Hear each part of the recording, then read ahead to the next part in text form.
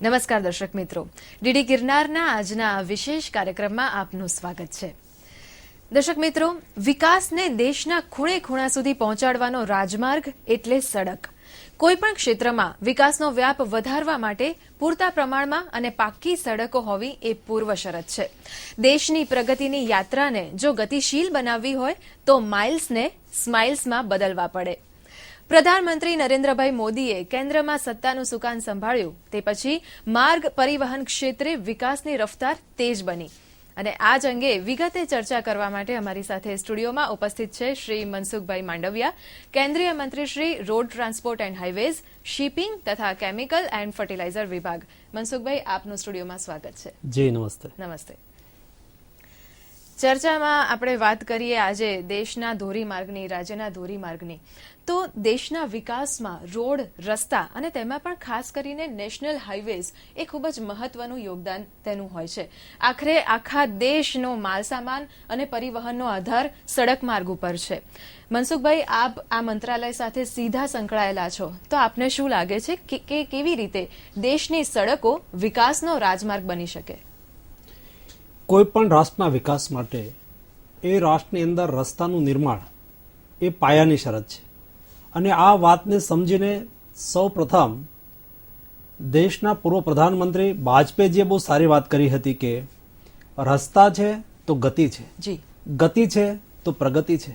દેશે સાચ અર્થની અંદર વિકાસ કરવો હશે, પ્રગતિ સાધવી હશે તો દેશની અંદર રસ્તાનું ઇન્ફ્રાસ્ટ્રક્ચર ઊભું થવું એ ખૂબ આવશ્યક છે. કારણ કે કાચો માલ પેદા ક્યાં થશે? ગામડાની અંદર થશે, ખેતીની અંદર થશે. કોઈ ઇન્ડસ્ટ્રીઝ ઉત્પાદન ક્યાં કરશે? પોતાના યુનિટની અંદર કરશે. એ માલને સમગ્ર દેશની અંદર પહોંચાડવો, એ માલને વિદેશની અંદર મોકલવો હશે તો ક્યાંથી જશે? તો સમુદ્ર તટ સુધી લઈ જવા માટે સી રૂટથી તમારે વિદેશની અંદર માલ લઈ જવો હશે તો સમુદ્ર તટ સુધી પહોંચાડવા માટે તમારે પાકા રસ્તાનું ઇન્ફ્રાસ્ટ્રક્ચર હોવું જોઈશે. અને એટલા માટે તત્કાલીન પ્રધાનમંત્રી વાજપેયીજીએ સમગ્ર દેશની અંદર ચતુર્ભુજ રસ્તા નિર્માણના માધ્યમથી એક નેશનલ હાઈવેનું, રોડનું ઇન્ફ્રાસ્ટ્રક્ચર ઊભું થાય, પૂર્વ, પશ્ચિમ, ઉત્તર, દક્ષિણ સમગ્ર દેશ એ રસ્તાથી જોડાઈ જાય, એ કન્સેપ્ટ વાજપેયીજીએ લીધો હતો અને અમારી સરકાર, નરેન્દ્રભાઈ મોદીના નેતૃત્વવાળી અમારી એનડીએની સરકાર આ સપનાને આગળ વધારી રહ્યા છે. જી, આપે કહ્યું કે દેશના વિકાસ માટે, તેના આર્થિક વિકાસ માટે અને દેશના આંતરજોડાણ માટે પૂરતી સંખ્યામાં અને સારા પ્રમાણમાં રસ્તા હોવા જરૂરી છે. પરંતુ જો આપણે થોડા ઇતિહાસની વાત કરીએ તો વાજપેયીજીની સરકાર વખતે જે ગોલ્ડન ક્વોડ્રિલેટરલ એટલે કે સુવર્ણ ચતુર્ભુજ યોજના અમલમાં મૂકી તેને બાદ કરતા લગભગ રસ્તા નિર્માણમાં જે ગતિ હોય એ પ્રમાણમાં મંથર રહી હતી. અત્યારની વાત કરીએ તો 2 વર્ષમાં નરેન્દ્રભાઈની સત્તા ઉપર આવ્યા બાદ તેમાં કેટલોક વેગ પકડાયો છે? શું પરિવર્તન આવ્યું છે? આપની વાત બહુ સાચી છે. કોઈ પણ સરકારે દેશની પાયાની જરૂરિયાત માટે જે કામ કરવું જોઈએ, અમારી સરકાર આ વાતને બરાબર સમજીને ચાલે છે. તમે જોયું હશે, વાજપેયીજીએ જ્યારે 2004ની અંદર એમની સરકારે નેતૃત્વ છોડ્યું ત્યારે દેશની અંદર વિકાસ દર 8% દરે અમે મૂકીને ગયા હતા, જે 10 વર્ષના યુપીએના શાસન દરમિયાન 4% પહોંચી ગયો.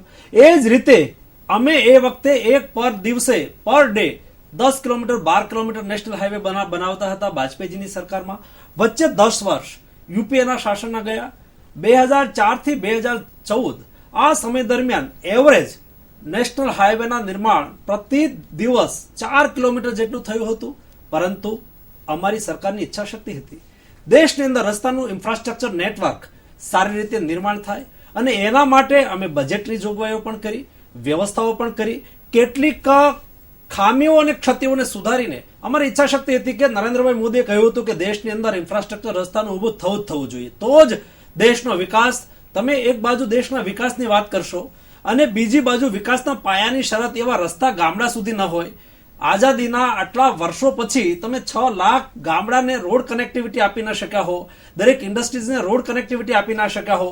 દેશની અંદર 7,000 કિલોમીટર જેટલો સમુદ્ર તટ હોય, સમુદ્ર તટે અસંખ્ય નાના મોટા બંદરો આવેલા હોય. હિન્દુસ્તાન ભાગ્યશાળી છે કે તમારી પાસે 15, 17 મીટરના, 20 મીટરના ડ્રાફ્ટ હોય. એ પ્રકારના તમારા પાસે પોર્ટ છે. આ પોર્ટને તમે ક્યારે વિકસાવી શકશો? ત્યારે વિકસાવી શકશો કે જ્યારે એમની કનેક્ટિવિટી પોર્ટ સુધી જાય. અને એટલા માટે આજે અમે પર ડે, મને કહેતા આનંદ થાય છે, આપના માધ્યમથી રાજ્યની અને દેશની જનતાને જણાવતા આનંદ થાય છે કે યુપીએના શાસન દરમિયાન per day 4 kilometre national highway બનતા હતા. આજે અમે 18 kilometre per day national highway બનાવી રહ્યા છીએ. અમે આગામી દિવસોની અંદર average 20 kilometre per day national highway બને એ દિશામાં રફતારથી આગળ વધવાના છીએ. જી, આપે જે પ્રમાણે જણાવ્યું કે એક ભૂતકાળ અને અત્યારની જે સરખામણી કરી, તો આ એક પ્રકારનું મોટું પરિવર્તન કહેવાય. તો કેવી રીતે આવ્યું, એવા શું પગલાં લીધા, કોઈ નીતિગત પોલિસી ને એ બધું પણ બનાવ્યું હશે? આખું આ પરિવર્તન થયું કેવી રીતે? પરિવર્તન થવાની પહેલી શરત છે કે પહેલા ઈચ્છા શક્તિ બનવી જોઈએ. જી, અમે લોકોએ નક્કી કર્યું કે રસ્તાનું નિર્માણ કરવું છે, એટલે અમે એનો રોડમેપ તૈયાર કર્યો. રોડમેપ તૈયાર કરતી વખતે અમે લોકોએ એસેસમેન્ટ કર્યું કે હિન્દુસ્તાનની આઝાદીના 68 વર્ષે, દેશની સ્વતંત્રતા પછી દેશની અંદર અમારી પાસે સત્તા આવી ત્યારે, એટલે કે 2014ની અંદર કુલ દેશની અંદર 1,03,000 કિલોમીટર નેશનલ હાઈવેનું ઇન્ફ્રાસ્ટ્રક્ચર હતું. અમે નક્કી કર્યું કે અમારે 5 વર્ષની અંદર બીજા 1 લાખ કિલોમીટર રસ્તા બનાવવા છે. 5 વર્ષની અંદર એક બાજુ 68 વર્ષ અને 68 વર્ષે 1,03,000 કિલોમીટર, અને બીજી બાજુ 5 વર્ષ અને અમારે 1 લાખ કિલોમીટર રસ્તા બનાવવા છે. તો પછી અમે આર્થિક સંસાધન ક્યાંથી ઊભું કરીશું? એના માટે પણ પ્લાનિંગ થવું જોઈએ. તમે એના માટે રોડમેપ કઈ રીતે તૈયાર કરશો? અને એટલા માટે અમે નક્કી કર્યું, પહેલા કોઈ નેશનલ હાઈવે ને 4 લેન્થ કરવો હોય તો એની શરત હતી કે ભાઈ એમાં પર ડે 15,000 વાહન પાસ થાય તો એને એ લોકો નેશનલ 4 લેન્થ રસ્તો બનાવતા હતા. અમે નક્કી કર્યું કે ભાઈ આપણે એમાં સુધારો કરો અને 10,000 વાહન પર ડે પાસ થાય તો પણ આપણે એને 4 લેન્થ રસ્તો બનાવીશું. બીજું, સમગ્ર દેશને 7,000 કિલોમીટરના સમુદ્ર તટને કોસ્ટલ હાઈવે તરીકે વિકસાવવો છે. બીજું, અમે અમારા બજેટની અંદર તમે જોયું હશે, લાસ્ટ યર અમારા બજેટમાં 30%નો અમે 31% વધારો કર્યો છે. એટલે કે અમે બજેટરી પ્રોવિઝન કર્યું. પછી અમે વ્યવસ્થા કરી, પીપીપી મોડેલ લાવ્યા. પીપીપી મોડેલના માધ્યમથી કોઈ કંપની, કોઈ પ્રાઇવેટ પાર્ટનર એ રસ્તાનું ઇન્ફ્રાસ્ટ્રક્ચર નિર્માણ કરે, એને અમે 25 વર્ષ 30 વર્ષ સુધી ચલાવવા માટેનો કોન્ટ્રાક્ટ આપીએ. એની સામે એમાં ટોલથી જે આવક થાય એ એમની આવક થાય. એવું કરીને કેટલાક એવા રસ્તા છે કે જે વાયેબલ નથી, જેમાં પ્રાઇવેટ પાર્ટનર જે બધું જ ઇન્વેસ્ટમેન્ટ ના કરે, તો અમે એમાં 60% ઇન્વેસ્ટમેન્ટ કરીએ, 40% પ્રાઇવેટ પાર્ટનર ઇન્વેસ્ટમેન્ટ કરે. એવું કરીને અમારે નક્કી કર્યું છે કે 5 વર્ષની અંદર અમારે 8 લાખ એટલે કે 8 લાખ કરોડ રૂપિયાની આવશ્યકતા ઊભી થશે. 8 લાખ કરોડ રૂપિયાની અમારી આવશ્યકતા ઊભી થશે. છેલ્લા 2.5 વર્ષની અંદર 2 લાખ કરોડ રૂપિયા અમે વાપરી ચૂક્યા છીએ. તો એ ક્યાંથી ઊભા કરીશું? તો એના માટે અમે બજેટરી પ્રોવિઝન પણ કર્યું. સાથે સાથે અમે આ પ્રકારના પીપીપી મોડેલથી ઇન્ફ્રાસ્ટ્રક્ચર માટેની વ્યવસ્થા ઊભી કરી. એવું કરીને અમે રોડમેપ તૈયાર કર્યો, અને રોડમેપના આધારે હું તમને આજે કહીશ કે 54,000 કિલોમીટરના રસ્તાને અમે સૈદ્ધાંતિક મંજૂરી આપી દીધી છે. 24,000 કિલોમીટરના રસ્તા અમે પૂરા કરી દીધા છે. આગામી દિવસોની અંદર ડીપીઆરની સ્થિતિમાં હોય એવા અમારી પાસે 54,000 કિલોમીટરના બાકીના રસ્તા છે. એવું કરીને અમે 1 લાખ એબવ જવાના છીએ. 1 લાખ તો અમારો મિનિમમ ટાર્ગેટથી અમે ચાલી રહ્યા છીએ. આ પ્રમાણે અમારું પ્લાનિંગ છે, અને પ્લાનિંગ અનુસાર અમે આગળ વધી રહ્યા છીએ. નહીં કે વાયદાના વેપાર કરીએ છીએ, વાસ્તવિકતાનો આધાર લઈને અમે ચાલી રહ્યા છીએ. આપે જે પ્રમાણે જણાવ્યું કે મજબૂત ઈચ્છા શક્તિ હોય, અને એક જોતા તો સરકાર એક ગતિ પર પકડી રહી છે. બજેટમાં પણ વધારો કરવામાં આવ્યો છે, અને જે પ્રમાણે આપણે આંકડાની વાત કરી તો એવું લાગે છે કે આવનારા સમયમાં ચોક્કસ એનું પરિણામ અમને બધા જ દેશવાસીઓને જોવા મળશે જ. સરકારનું એક સ્વપ્ન છે કે આખા ભારત દેશને ઉત્તરથી દક્ષિણ, પૂર્વથી પશ્ચિમ સડક માર્ગથી જોડવો, અને એ રીતના જોવા જઈએ તો ઘણા બધા નેશનલ હાઈવેની અત્યારે પણ પ્રોસિજર ચાલી જ રહી છે. ગુજરાતની વાત કરીએ તો ગુજરાત પણ આમાં એક હરણફાળ ભરી રહ્યું છે. સાથે સાથે દેશના રાજકીય રાજધાની દિલ્હીથી તો દેશની આર્થિક રાજધાની મુંબઈ સુધીના ડીએમઆઈસીની વાત કરીએ તો તેમાં કેટલું કામ થયું છે, અને હજી આગળનો રોડમેપ શું છે? હું તમને ગુજરાતથી વાત કરીશ તો ગુજરાતની અંદર 5,000થી વધારે કિલોમીટર નેશનલ હાઈવે અત્યારે છે. કોઈનું સંચાલન રાજ્ય સરકાર કરે છે, કોઈનું સંચાલન NHAI એટલે કે નેશનલ હાઈવે ઓથોરિટી કરે છે. અમે છેલ્લા 2.5 વર્ષની અંદર ગુજરાતની અંદર 1200 કિલોમીટર નેશનલ હાઈવે ડેવલપ કરવા માટેની સૈદ્ધાંતિક મંજૂરી આપી દીધી છે. એના DPR બની રહ્યા છે, અને કેટલીક જગ્યાએ કામના ખાતમુહૂર્ત થવાના સ્ટેજે છે. આ 1200 કિલોમીટર અમે ઉમેરો કરી રહ્યા છીએ. એ ઉપરાંત ચાલુ વર્ષે અમે બાકીના 776 કિલોમીટર નવા રસ્તાઓને સૈદ્ધાંતિક મંજૂરી આપી છે. એટલે કે 5,000 કિલોમીટર ગુજરાતની અંદર કુલ નેશનલ હાઈવે આઝાદીના 70 વર્ષ સુધીમાં હતા. અમે છેલ્લા 2 વર્ષની અંદર 1976 કિલોમીટર નેશનલ હાઈવે ગુજરાતની અંદર નિર્માણ કરી રહ્યા છીએ.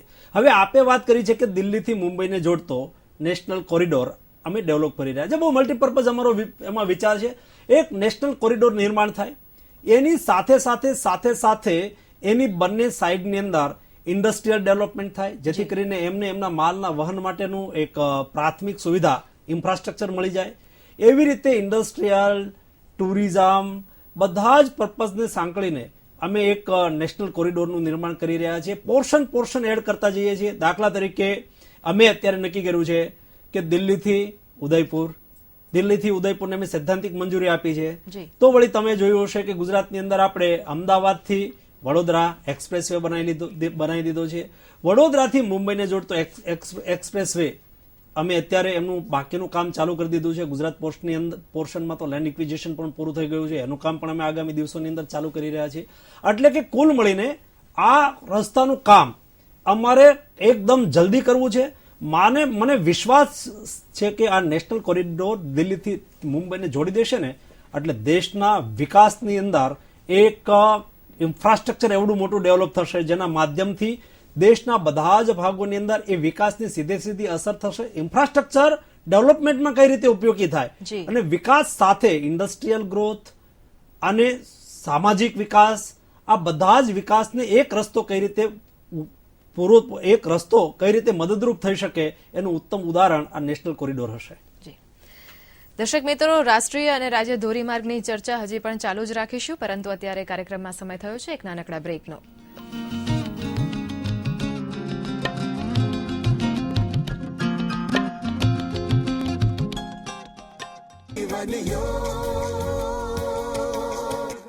આપણે બધા જ માનવ છીએ અને માનવ હોઈએ એટલે આપણો એકમાત્ર ધર્મ છે માનવતા. આનંદમાં રહીએ ને આનંદ આપીએ, દુઃખી થઈએ નહીં ને દુઃખી કરીએ નહીં.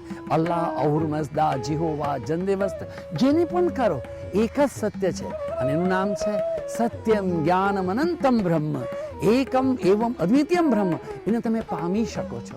શરીરને સ્વસ્થ રાખો, મનને પ્રસન્ન રાખો, ચિત્ત છે એને સમત્વ રાખો. સમત્વમ યોગ ઉચ્ચતે. જેના જીવનમાં સમતા છે એ જ ખરા અર્થમાં યોગી છે. તમે થઈ શકો છો. તમે ગૃહિણી હો, તમે એન્જિનિયર હો, તમે ડોક્ટર હો, તમે શિક્ષક હો, તમે વૈજ્ઞાનિક હો, જીવનના કોઈ પણ ક્ષેત્રે હો, થોડુંક પણ યોગાસન કરો, થોડુંક પણ યોગ અભ્યાસ કરો, થોડુંક પણ જીવનની અંદર સંયમ કરો. You will be a new main with a new light, new power, wings, vigor, vigilance, diligence, light, power, wisdom. Nothing will be lacking you. You are the key. ચાવી તમારા હાથમાં છે. યોગનો અભ્યાસ કરો. જીવન યોગ.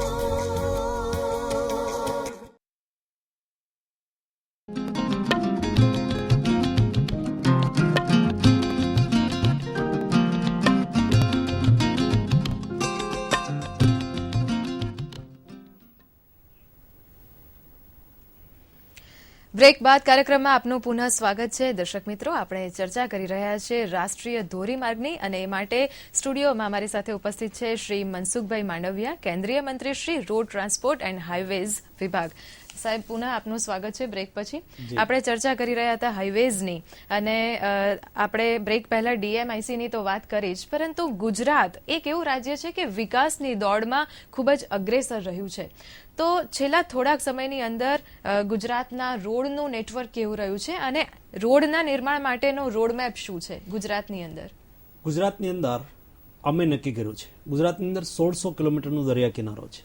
આ 1600 કિલોમીટરના દરિયા કિનારાને અમારે કોસ્ટલ હાઈવેથી જોડી દેવો છે, અને સમગ્ર કોસ્ટલ હાઈવેને માત્ર 82 કિલોમીટરને બાદ કરતા 1500 કિલોમીટર જેટલા રસ્તાને આજે પણ અમે એમને નેશનલ હાઈવે ડિક્લેર કરી ચૂક્યા છીએ, અને એક નિર્માણનું કાર્ય ચાલુ છે, જેથી કરીને ગુજરાતના સમુદ્ર કિનારે આવેલા 44 જેટલા માઇનોર પોર્ટ અને બાકીના મેજર પોર્ટને આપણે ઇન્ફ્રાસ્ટ્રક્ચર પૂરું પાડી શકીએ. આ કામ અમે અત્યારે સારી રીતે કરી રહ્યા છીએ. ભારતમાલા યોજના અંતર્ગત આ કોસ્ટલ હાઈવેને પણ કનેક્ટિવિટી મળે એના માટે અમે સંલગ્ન બીજા રસ્તાઓને નેશનલ હાઈવે તરીકે ડિક્લેર કરીને એમનું સ્ટ્રેન્થન કરી રહ્યા છીએ. કેટલાક રસ્તા એવા છે કે જ્યાં ટ્રાફિક વધારે છે તો 2 લેન છે અને 4 લેન કરી રહ્યા છીએ, 4 લેન છે અને 6 લેન કરી રહ્યા છીએ, અને એમાં અમે રાજ્ય સરકારને સહયોગ પણ કરી રહ્યા છીએ. દાખલા તરીકે અત્યારે અમદાવાદ એટલે કે સરખેજ બગોદરા થી રાજકોટને જોડતો રસ્તો. જી તો આ રસ્તો છે એ 4 લેન છે, બહુ સારો રસ્તો છે, પરંતુ ત્યાં વાહનનું એટલું ટ્રાફિક છે એટલે એને 6 લેન થાય એના માટે પણ અમે પ્લાનિંગ કરી રહ્યા છીએ. સાથે સાથે એક બાજુ બોર્ડર છે, કચ્છની બોર્ડર છે, તો કચ્છની બોર્ડર એ મહત્વનો વિષય છે. બોર્ડર સાથે સંકળાયેલા રસ્તાઓને પણ અમે નેશનલ હાઈવે કરીને એનું સ્ટ્રેન્થન કરી રહ્યા છીએ. મહારાષ્ટ્ર રાજસ્થાનને જોડતા રસ્તાઓ છે, આ બધા જ ને અમે નેશનલ હાઈવે કરીને ડેવલપ કરી રહ્યા છીએ. એટલે કે આખા રાજ્યની અંદર નેશનલ હાઈવે લગભગ દરેક જિલ્લા મથકને ડાયરેક્ટ ઇનડાયરેક્ટ ટચ થઈ જાય છે, અથવા તો દરેક જિલ્લા મથક જે સ્ટેટ વે જતો હોય તો સ્ટેટ વે ને નજીકથી જોડાઈ જાય એ પ્રકારના સમગ્ર રાજ્યની અંદર નેશનલ હાઈવે અમે ડિક્લેર કરીને એમાં આગળ વધી રહ્યા છીએ. દાખલા તરીકે સ્ટેચ્યુ ઓફ યુનિટી, તો સ્ટેચ્યુ ઓફ યુનિટી એક સરદાર સાહેબનું આટલું વિશાળ સ્ટેચ્યુ એક ટુરિઝમ પ્લેસ બને, દેશનું સ્વાભિમાનનું કેન્દ્ર બને, એના માટે પણ અમે નેશનલ હાઈવેથી અમને જોડી રહ્યા છીએ.